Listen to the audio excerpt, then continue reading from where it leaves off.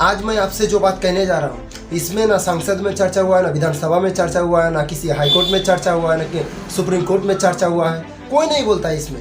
तो इसीलिए मैं आपसे निवेदन करता हूँ कि इस वीडियो को अंत तक जरूर देखिए और अपने फेसबुक ग्रुप पे डालिए या व्हाट्सअप ग्रुप पे डालिए, या नेता मंत्री सांसद विधायक जज वकील को जानते हैं तो उसके पास इस वीडियो को फॉरवर्ड कीजिए, किसी IAS ऑफिसर को जानते हैं तो उसके पास इस वीडियो को भेजिए, लेकिन इस वीडियो को पूरे भारत में जरूर फैलाइए।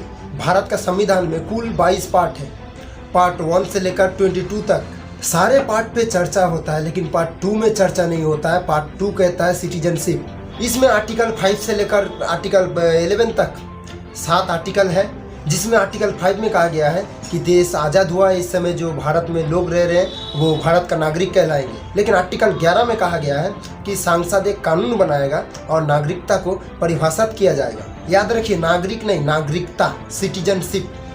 इस चैप्टर का नाम ही है, चैप्टर 2 का नाम ही है सिटीजनशिप। और आर्टिकल 11 में कहा गया कि पार्लियामेंट का ड्यूटी है कि वो सिटीजनशिप कोड बनाए। याद रखिए, आजकल जो चर्चा हो रहा है वो यूनिफॉर्म सिविल कोड के बारे में चर्चा हो रहा है, और मैं यूनिफॉर्म सिटीजनशिप के बारे में बता रहे हैं। दोनों में अंतर है, समान नागरिक संहिता और समान नागरिकता संहिता। तो समान नागरिकता में चर्चा हो रहा है, मैं समान नागरिकता संहिता मांग कर रहा हूँ। तो यूनिफॉर्म सिविल कोड के बारे में चर्चा हो रहा है, लेकिन मैं यूनिफॉर्म सिटीजनशिप का मांग कर रहा हूँ और उसके बारे में बता रहा हूँ। और भारत में अभी तो माननीय प्रधानमंत्री जी बताएं कि 20 लाख करोड़ का घोटाला हुआ, किसी का नागरिकता गई नहीं गई, क्योंकि हमारे कानून घटिया है। पार्लियामेंट को ये कहा गया कि आप सिटीजनशिप कानून बनाइए, और 1955 में नेहरू जी ने एक कानून बनाया, सिटीजनशिप एक्ट।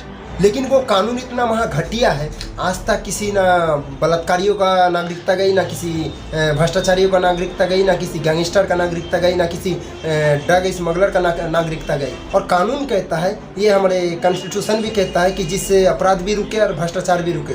लेकिन दुर्भाग्यवश हमने अपराधी का, भ्रष्टाचारियों का नागरिकता खत्म करने के लिए कोई कानून ही नहीं बनाया है। तो इस देश का जो सबसे पहला रिक्वायरमेंट है, एक सिटीजनशिप एक्ट बनाया जाए, एक नया सिटीजनशिप एक्ट बनाया जाए। तो उसमें क्या किया जाए, जो लोग समता, समानता, समरसता को नहीं मानता, यानी कॉन्स्टिट्यूशन का प्रियम्बल को नहीं मानते, equality, justice, liberty, fraternity, unity, national integration, इसको नहीं मानते, डिग्निटी को नहीं मानते, उसका नागरिकता को खत्म करना चाहिए। ये सीधी सी बात है। जो लोग फंडामेंटल राइट्स को नहीं मानते, आर्टिकल 14 कहता है इक्वालिटी खोलना, आर्टिकल 15 कहता है कि भेदभाव नहीं करना, आर्टिकल 16 कहता है कि सबको समान अवसर देना, आर्टिकल 21 कहता है कि सबको समान जीने का अधिकार है। तो जो लोग उसका खिलाफ है, उसका नागरिकता खत्म करना चाहिए। जो कुरीतियों को बढ़ा रहे हैं और कुप्रथा को लेकर ढो रहे हैं, उसका नागरिकता खत्म करना चाहिए।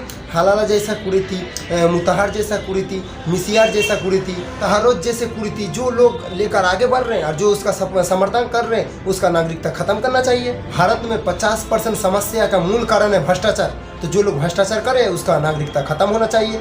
70,000 करोड़ का कॉमनवेल्थ घोटाला हुआ, 176,000 करोड़ का 2G घोटाला हुआ, 186,000 करोड़ का कोयला घोटाला हुआ, किसी को ना सजा हुआ ना किसी का नागरिकता गई। तो खौफ कैसे पैदा होगा, जबकि कॉन्स्टिट्यूशन का 11 कहता है कि एक नागरिक कानून बनाना चाहिए पार्लियामेंट को, और पार्लियामेंट में बनाया भी। लेकिन इतना महा घटिया बनाया है नेहरू जी ने वो कानून, आज तक किसी का नागरिकता गया नहीं। बड़े से बड़े गैंगस्टर हुए भारत में, हाजी मस्तान हुआ, दाऊद इब्राहिम हुआ, इससे बड़े बड़े गैंगस्टर हुआ मुंबई में और भारत में, फिर भी किसी का नागरिकता गई नहीं गई। कश्मीर में जिन लोगों ने इतना बड़ा प्लान किया, फिर भी उन लोगों का नागरिकता नहीं गई। जिन लोगों ने बंगाल में इतना बड़ा प्लान किया, उन लोगों का नागरिकता गई नहीं गई। जिन लोगों ने नागालैंड से इतने हिंदुओं को भगाया, उन लोगों का नागरिकता गई नहीं गई। जिन लोगों ने मिजोरम से हिंदुओं को भगाया, जिन लोगों ने मेघालय से हिंदुओं को भगाया, जिन लोगों ने लक्षद्वीप से हिंदुओं को भगाया, जिन लोगों ने केरल से हिंदुओं को भगाया, आज तक किसी का नागरिकता नहीं गई। क्यों? क्योंकि कानून ही नहीं है। और जो लोग भ्रष्टाचारी कर रहे हैं, और भ्रष्टाचार का तो आपको पता है ना, 50% समस्या का रूट काज है। तो घुसपैठ का मूल कारण भ्रष्टाचार है, और धर्मांतरण का मूल कारण कालाधन हवाला है। तो जो लोग भारत में धर्मांतरण कराता है उसका नागरिकता गई नहीं। जो लोग भारत में घुसपैठियों को घुसाता है उन लोगों का नागरिकता गई नहीं। और जो घुसपैठी भारत में रह रहे हैं उसका अभी तक नागरिकता गई नहीं। क्यों नहीं गई? क्योंकि भारत में कानून नहीं है। तू मैं करने से, आरोप प्रत्यारोप करने से किसी का नागरिकता नहीं जाएगा। ट्विटर में ट्वीट करने से, सोशल मीडिया पे लिखने से, वीडियो शेयर करने से किसी का नागरिकता नहीं जाएगा। नागरिकता तब किसी का जाएगा जब हमारे पास कानून होगा, और कानून हमारे देश में है ही नहीं। तो इसीलिए मैं कह रहा हूँ कि एक यूनिफॉर्म सिटीजनशिप का जरूरत है, समान नागरिकता संहिता का जरूरत है। उसमें एक कंडीशन डाल दिया जाए, और मैं कह रहा हूँ उसमें 20 कंडीशन हो, 25 कंडीशन हो कि भाई जो equality, justice, liberty, fraternity, unity, national integration नहीं मानेगा उसका नागरिकता खत्म।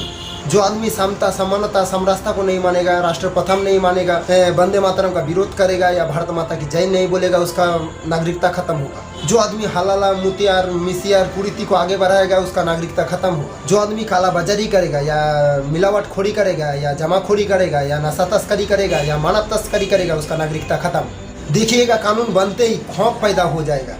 जो आदमी घुसपैठ कराएगा, घुसपैठियों का मदद करेगा, यानी जो घुसपैठियों का आधार कार्ड बनाएगा, जो घुसपैठियों का राशन कार्ड बनाएगा, जो घुसपैठियों का लाइसेंस बनाएगा, जो घुसपैठियों का वोटर कार्ड बनाएगा, जो घुसपैठियों का पासपोर्ट बनाएगा, उसका नागरिकता खत्म होगा। अभी देखना खौफ पैदा हो जाएगा। जो आदमी भारत में विदेशी पंथ, रिलीजन कन्वर्जन कराएगा, एक स्वदेशी पंथ है, एक विदेशी पंथ है। जैनिज़्म, बुद्धिज़्म, सिखिज़्म, हिंदुइज़्म, ये भारतीय पंथ है, ये हिंदू रिलीजन है। इसमें तो समझ में आता है कि हाँ ठीक है, जैन से हिंदू बन गया, हिंदू से सिख बन गया, सिख से बुद्धिज़्म बन गया, बुद्धिज़्म से हिंदू बन गया, या हिंदू से बुद्धिज़्म बन गया, ये आपस में हो रहा है, चलो ठीक है, कोई दिक्कत नहीं। लेकिन जो फॉरेन रिलीजन में कन्वर्जन करा रहा है, मुस्लिम रिलीजन में कन्वर्जन करा रहा है या क्रिश्चियन रिलीजन में कन्वर्जन करा रहा है, जो ऐसे रिलीजन में कन्वर्जन करा रहा हो जो इक्वालिटी, जस्टिस, लिबर्टी, फ्रेटर्निटी को मानता ही नहीं है, जो ऐसे रिलीजन में कन्वर्जन करा रहा हो सभी इंसान को एक समान नहीं मानते हैं, जो ऐसे रिलीजन में कन्वर्जन करा रहा हो महिला पुरुष को एक समान नहीं मानते हैं, ऐसे रिलीजन में कन्वर्जन करा रहा हो कि सिर्फ वो नफरतें फैलाते हैं, जो कहते हैं कि हमारे मजहब अच्छा है बाकी सब मजहब बेकार है, एक ऐसे रिलीजन में कन्वर्जन करा रहा हो सिर्फ वो बताते हैं कि हम जिसका इबादत करते हैं सिर्फ उसी का ही इबादत होना चाहिए, बाकी किसी का इबादत नहीं होना चाहिए।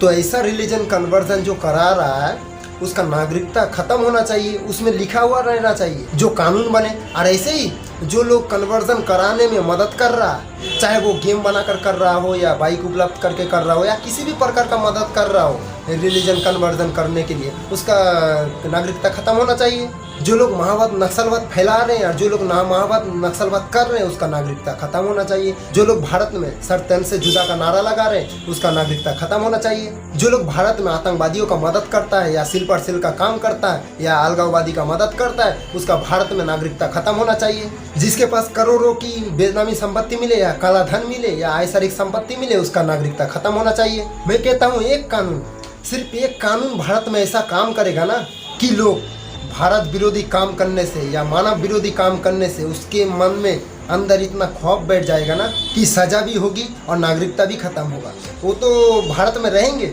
सज़ा पूरे होने के बाद भारत में रहेंगे, लेकिन उसके लिए कोई राइट्स नहीं होगा, उनका कोई सुनवाई नहीं होगा, उसका कोई वोटिंग करने का वो अधिकार नहीं होगा, उसको कोई कारोबार करने का अधिकार नहीं होगा, उसको कोई काम करने का अधिकार ही नहीं दिया जाएगा। तब उसके मन में, उसके अंदर खौफ पैदा होगा। और अभी तो क्या चल रहा है, अपराध भी हो रहा है, 20 साल 10 साल तक सज़ा काट लेते हैं, उसके बाद छूट के आते हैं, अपना कारोबार चलाते हैं, अपना धंधाबादी करते हैं। 10,000 करोड़ का लूट लिया, 5 साल का सज़ा हुआ, फिर सज़ा काट के हम बाहर आ गए, फिर वही पैसा से हम सांसद विधायक का टिकट खरीद लिए, फिर सांसद विधायक बन गए या कोई सभापति बन गए या कोई अध्यक्ष बन गए। वैसे आप लालू परिवार को देख लीजिए, भ्रष्टाचार अगर खत्म हो जाए तो इस देश का 50% समस्या अस्थायी समाधान हो जाएगा। और ये तभी खत्म होगा जब भ्रष्टाचारियों के खिलाफ कोई कठोर कानून हो और भ्रष्टाचारियों का एक नागरिकता खत्म करने के लिए कानून हो। ये किडनैपिंग बंद हो जाएगा, ये अपहरण बंद हो जाएगा, ये बलात्कार बहुत कम हो जाएगा, ये चाइनीज स्नैचिंग कम हो जाएगा, मोबाइल स्नैचिंग कम हो जाएगा। यदि हम इसमें डाल दिया कि जो आदमी अपराध करेगा उसका नागरिकता खत्म, यानी सजा भी होगा और नागरिकता भी खत्म होगा। 50% भ्रष्टाचार और 50% अपराध इस कानून का बनते ही खत्म हो जाएगा। जैसे अग्नि मिसाइल हमने बना कर रखा है लेकिन उसको चलाया किसी ने नहीं, उसको रखा हुआ क्यों? क्योंकि डराने के लिए। परमाणु बम हमने रखा है लेकिन उसको चलाया किसी ने नहीं, लेकिन उसको डराने के लिए रखा हुआ है कि भाई जो बदमाशी करेगा उसके ऊपर हम अग्नि मिसाइल छोड़ देंगे, जो बदमाशी करेगा उसके ऊपर हम परमाणु बम फेंक देंगे। और वैसे ही नागरिकता ऐसे किसी का खत्म नहीं होगा। और जैसे ही हमने नागरिकता खत्म करने वाला एक कानून बना दिया, यानी यूनिफॉर्म सिटीजनशिप कोड बनाया, लोगों के मन में खौफ पैदा हो जाएगा। लोग अपराध करने से, देशद्रोह वाला काम करने से या आतंकवादियों का साथ देने से, अलगाववादियों का साथ देने से या अलगाववादी होने से, अलगाववादी करने से या घुसपैठ कराने से, घुसपैठियों का मदद करने से, नशा तस्करियों का मदद करने से या नशा तस्करी करने से या मानव तस्करी करने से या भ्रष्टाचारी करने से या काला धन जमाने से या धर्म परिवर्तन कराने से या पत्थरबाजी करने से या आगजनी लगाने से या नक्सलवाद फैलाने से या महावत फैलाने से या जिहादी फैलाने से या हर प्रकार का कुरीतियां करने से लोग डरेंगे और अपने आप 50% कम हो जाएगा। तो यदि अगर इस वीडियो को आप लोगों को अच्छा लगा होगा तो इस वीडियो को शेयर करने से पीछे मत हटना।